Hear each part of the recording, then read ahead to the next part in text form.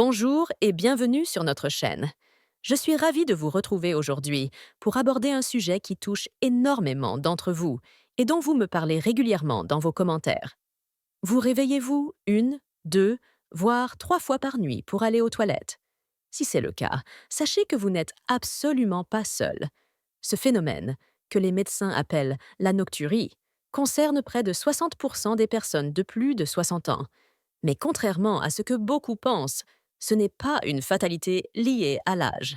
Ces réveils nocturnes ne sont pas juste normaux ou inévitables. Ils représentent un véritable trouble qui perturbe profondément votre sommeil réparateur. Et les conséquences sont bien plus graves que vous ne l'imaginez. Pensez-y, chaque réveil nocturne fragmente votre sommeil. Résultat, vous vous réveillez fatigué, sans énergie, souvent irritable. Votre concentration diminue. Votre humeur se dégrade. Mais ce n'est que la partie visible de l'iceberg, car la nocturie augmente considérablement vos risques de chute nocturne, particulièrement dangereuses à notre âge. Elle peut également contribuer à des problèmes cardiovasculaires, à un déclin cognitif prématuré, et même favoriser la dépression, sans compter que l'absence de sommeil profond réduit drastiquement votre régénération cellulaire et affaiblit votre système immunitaire. Mais j'ai une excellente nouvelle pour vous. Après des années de recherche et d'échanges avec des spécialistes du sommeil, j'ai identifié 5 habitudes quotidiennes que vous pratiquez probablement sans le savoir et qui sont directement responsables de vos réveils nocturnes. Ces habitudes paraissent totalement anodines. Vous les considérez peut-être même comme saines. Pourtant, elles sabotent littéralement vos nuits. La bonne nouvelle?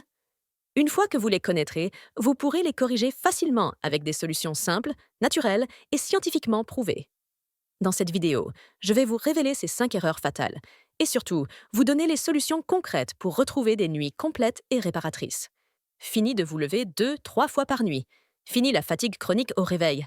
Alors, êtes-vous prêt à découvrir pourquoi vous vous réveillez chaque nuit? Dites-moi en commentaire combien de fois vous vous levez actuellement. Cela m'aidera à mieux adapter mes prochains conseils à vos besoins. Et si cette vidéo peut vous aider, n'hésitez pas à liker et vous abonner. Cela m'encourage énormément à continuer. Commençons sans plus attendre par la première erreur, celle que 90% d'entre vous commettez sans même vous en rendre compte. Première erreur, le piège du repas tardif et des faux amis alimentaires. La première erreur que commettent 85% des personnes de votre âge, c'est de croire que l'heure du dîner n'a aucun impact sur leur nuit. Grave erreur. Imaginez, vous dînez vers 20h30. Peut-être même vous offrez-vous une petite collation à 21h30, une salade de tomates et concombres, une tisane. Des aliments que vous considérez comme parfaitement sains, n'est-ce pas? Eh bien, c'est exactement ce qui sabote vos nuits. Car ces aliments apparemment innocents sont en réalité de véritables bombes diurétiques. Ils stimulent vos reins à produire plus d'urine, particulièrement quand vous êtes allongé. Parmi ces faux amis, la tomate, le concombre, le céleri, les asperges, la pastèque, mais aussi le chocolat, le café, le thé vert, le persil, la coriandre, et j'en passe.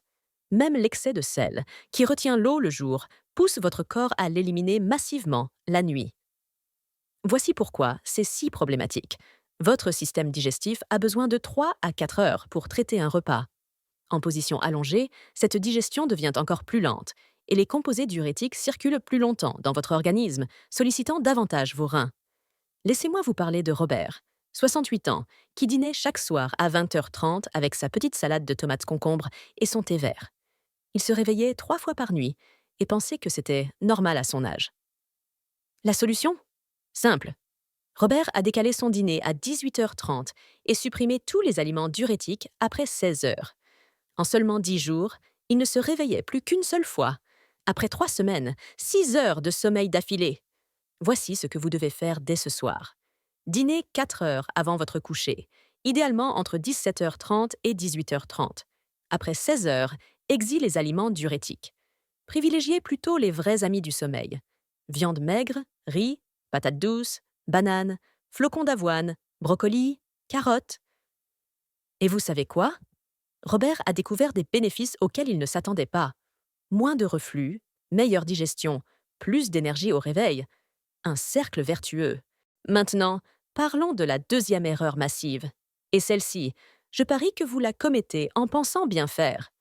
Vous limitez l'eau avant de dormir, mais continuez à boire votre tisane relaxante du soir. Votre soupe au dîner? Votre thé après le repas? Voilà votre erreur. Vous ne pensez qu'à l'eau pure, mais ignorez tous ces liquides cachés qui sabotent tout autant vos nuits. Tisane, soupe, fruits juteux comme la pastèque, boissons chaudes, jus, glace. Tout cela stimule vos reins au moment précis où ils devraient bien se reposer. Comprenez bien, quand vous consommez des liquides le soir, vous forcez vos reins à travailler pendant que vous dormez, au lieu de les laisser produire la vasopressine, cette hormone magique qui concentre votre urine et réduit sa production nocturne. Margaret, 72 ans, se levait 4 à 5 fois par nuit. Elle avait tout essayé. Médicaments, exercices, restrictions d'eau. Rien. Jusqu'à ce qu'elle réalise que sa tisane du soir, pour mieux dormir, et sa soupe au dîner étaient ses véritables ennemis cachés. La solution? Couvre-feu total des liquides, 3 heures avant le coucher. En 2 semaines seulement, Margaret n'avait plus qu'un seul réveil nocturne. Sa vie a changé. Sommeil profond, énergie décuplée. Elle est même redevenue sociable. Voici votre règle d'or. Si vous dormez à 21 heures, votre dernier liquide, quel qu'il soit, doit être pris à 18 heures maximum. Eau, thé, soupe, fruits juteux, glace, boissons chaudes. Tout rentre dans cette règle. Attention, si vous êtes diabétique ou prenez des médicaments spécifiques, consultez votre médecin avant d'appliquer cette règle. Votre santé avant tout. Margaret m'a dit récemment, je ne pensais jamais retrouver des vraies nuits à 72 ans. Alors pourquoi pas vous? Troisième erreur. Le réflexe de précaution qui vous piège. Passons maintenant à la troisième erreur. Et celle-ci, je suis sûre que vous allez vous reconnaître. Combien d'entre vous vont aux toilettes au cas où, avant de se coucher, même sans vraiment en avoir envie? Je vois déjà vos sourires. Vous pensez être malin en faisant ça, n'est-ce pas? Mieux vaut prévenir que guérir. Vous dites-vous? Eh bien, c'est exactement l'inverse. Cette habitude apparemment logique est en train de saborder votre vessie de l'intérieur. À force de la vider à moitié, vous l'avez rééduquée à crier « Au secours, je suis pleine !» alors qu'elle ne l'est qu'au tiers. Votre vessie, c'est comme un muscle très intelligent. Si vous l'habituez à se vider quand elle contient 100 ml au lieu de ses 400 ml naturels, elle va se mettre à paniquer et vous envoyer des signaux d'urgence pour des quantités ridicules.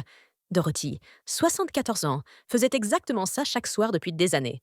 Résultat, elle se réveillait avec une sensation d'urgence terrible alors que sa vessie était à peine remplie. Elle était devenue prisonnière de sa propre précaution. La solution? Dorothy a appris la règle du vrai besoin. Aller aux toilettes, uniquement quand l'envie est réelle et claire. Pas d'envie, pas de toilette. En quelques semaines, elle dormait 5 à 6 heures d'affilée. Je sais, ça peut créer de l'anxiété au début. Si vous doutez, accordez-vous 15 à 25 minutes de distraction, une lecture légère, de la musique douce. Vous verrez, soit l'envie disparaît, soit elle devient vraiment pressante. Dans ce cas, et seulement dans ce cas, vous y allez. Attention, si vous avez des antécédents d'incontinence ou prenez des diurétiques, consultez votre médecin pour adapter cette approche à votre situation. Dorothy m'a confié « J'ai retrouvé confiance en moi. Été en ma vessie. Quel soulagement de ne plus être esclave de ces fausses urgences. » Quatrième erreur. Votre position de sommeil vous trahit.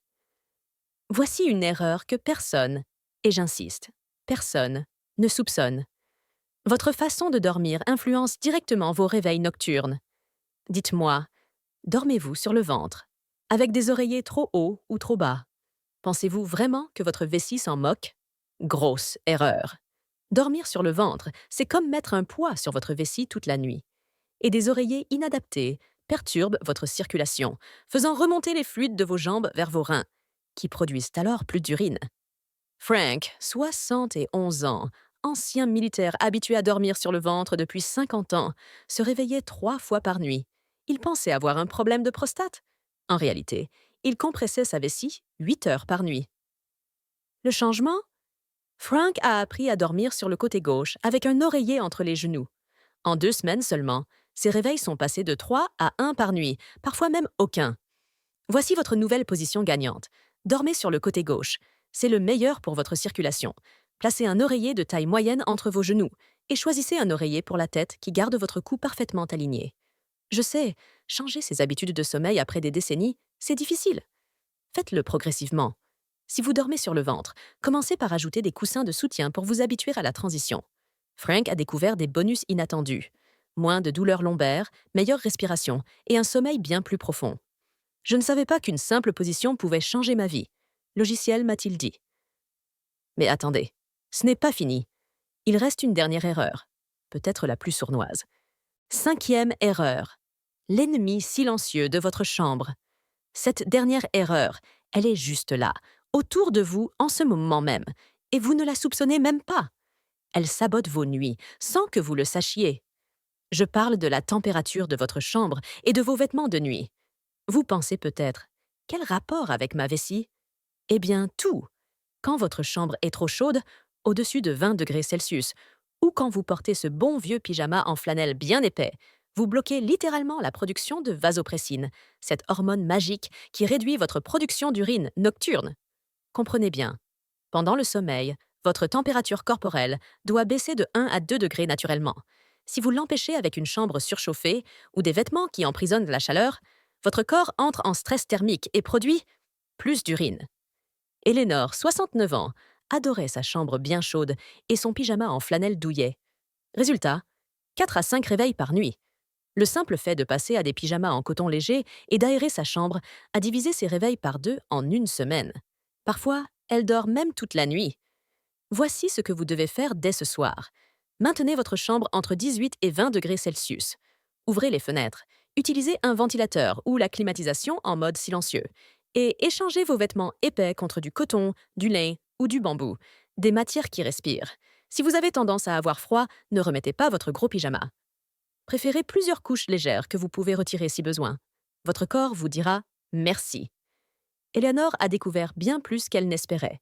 Sommeil plus profond, moins de ronflements, plus d'énergie au réveil, et même une baisse de sa tension artérielle. Je me sens 10 ans plus jeune. Component Placement m'a-t-elle confié. Conclusion. Votre nouvelle vie commence cette nuit. Voilà, nous avons fait le tour de ces 5 erreurs fatales qui détruisaient vos nuits, sans que vous le sachiez. Le piège du repas tardif et des faux amis alimentaires, la tromperie des liquides cachés, le réflexe de précaution qui vous piège, votre position de sommeil qui vous trahit, et l'ennemi silencieux de votre chambre. Ces habitudes semblent anodines, n'est-ce pas? Pourtant, elles ont un impact majeur sur votre qualité de vie. Mais j'ai une formidable nouvelle. Tous ces changements sont simples, gratuits, et ne nécessitent ni médicaments ni traitements invasifs. En appliquant ces 5 stratégies ensemble, et c'est important, ensemble, vous pourriez voir des résultats dès cette nuit. Votre corps a une capacité d'adaptation extraordinaire, même à 60, 70 ou 80 ans. Ne laissez personne vous dire que c'est normal à votre âge. Alors, quelle erreur allez-vous corriger en premier ce soir? Dites-le moi en commentaire. Je lis chacun d'entre eux et j'y réponds personnellement.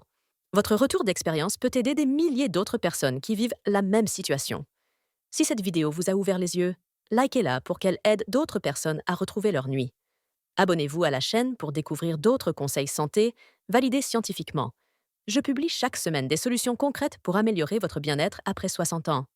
Rappelez-vous, vous avez le pouvoir de changer les choses.